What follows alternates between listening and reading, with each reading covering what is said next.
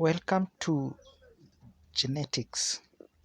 The father of genetics is a guy called Mendel, who was a monk, and his genetics defined the world in terms of how the world understood inheritance and variation, because we define genetics as a study of inheritance and variation.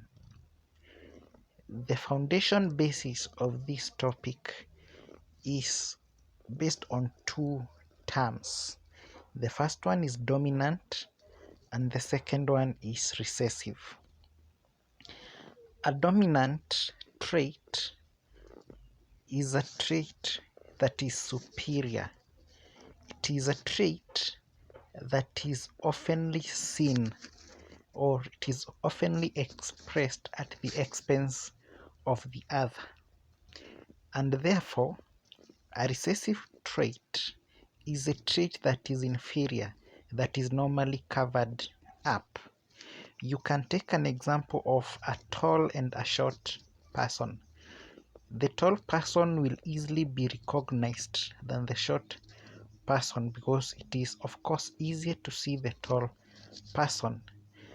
So, genetics lies on those two terms, and these traits are normally what that is carried within the genes, and a gene is a portion of the DNA that forms a certain trait.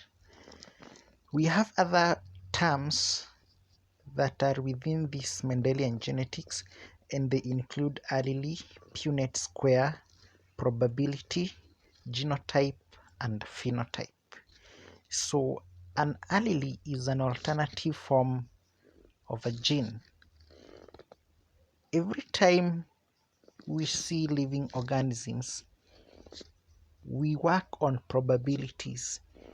The probability that a certain characteristic will be passed to the next generation.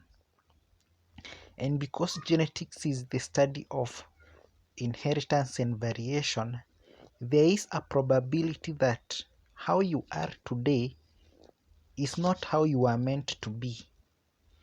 If you are tall, there is a probability that you could have been short.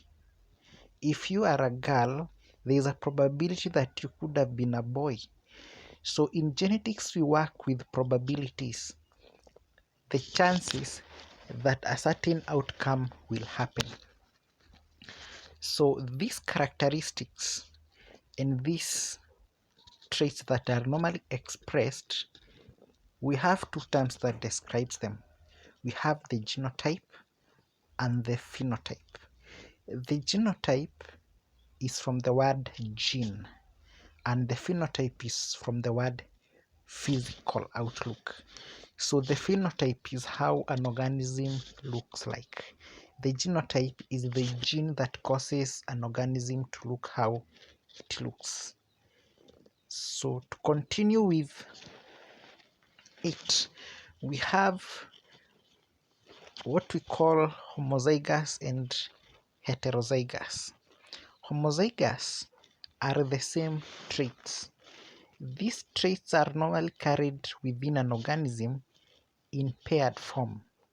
For example, if you know of a tall person, it is because they have two genes of being tall. If you have a short person, they have two genes of being short. There is a term called heterozygous, and this term heterozygous means traits that do not look alike. For example, there are people who are tall, but in them they have a gene of shortness. So that is heterozygous. They have genes that do not look alike. People who have traits that are alike, they have, or they can be described with the term homozygous. And here is something very important to note, that all dominant traits can be expressed either in homozygous or heterozygous state, because in heterozygous state the dominant trait will cover up the recessive trait, and the only way a recessive trait will be expressed is when in its homozygous state. So Mendel chose to work with an experiment, and for him he chose garden peas. In his day-to-day work, in his day-to-day farming, he noticed that this particular plant had very distinct characteristics, and these distinct characteristics were able to be passed to different offsprings. So by then he had not discovered what caused these characteristics to be passed, so he called them factors.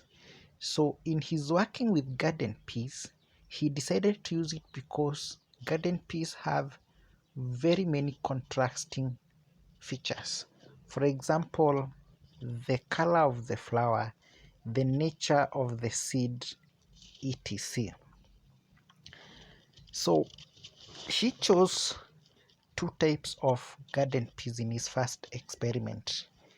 He chose purple flower and he chose white flowers, and he self-pollinated them. He self-pollinated purple flower and white flower plant. So these particular plants that were cross-pollinated, he called them parents. They'll be the parents to the offspring they will produce. And upon the reproduction of the next generation, he realized that all the plants produced were purple. So he asked himself, where did the white flower go? It is upon this time that he realized that the purple flower was more superior than the white, to mean that if you mixed purple and white plants, the white plant was covered up. In short, purple was dominant and white was recessive. So he called them F1 generation, or what we call first filio generation. So he took the first filio generation and carried out self-fertilization, and after carrying self-fertilization, he obtained purple flowered garden peas and white flowered garden peas. So in this he noticed that for every 3 plants that were purple, the fourth one was white. So he came to conclude that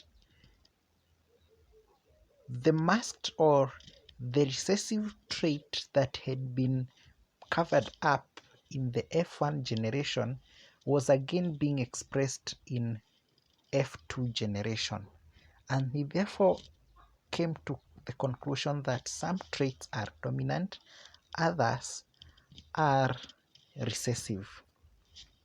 So he called this a monohybrid cross, and in a monohybrid cross he crossed plants that he knew the characteristics of each.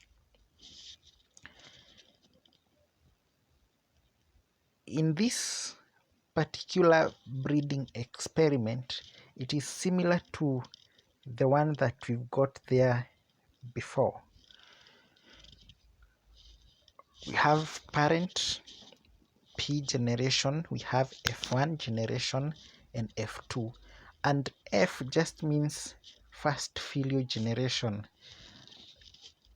and the filio generation can be the parents. For example, in this case, the F1 generation is the parent to F2 generation. This P generation is true breeding to mean that their characteristics are known. If you would see a plant that produces green fruits, you know it's green. If you take it and cross with another that is producing white fruits, you know it's white. So that one is a true breeding fruit, and they are therefore known. So in this, he carried monohybrid cross. He therefore chose to represent this information in what we call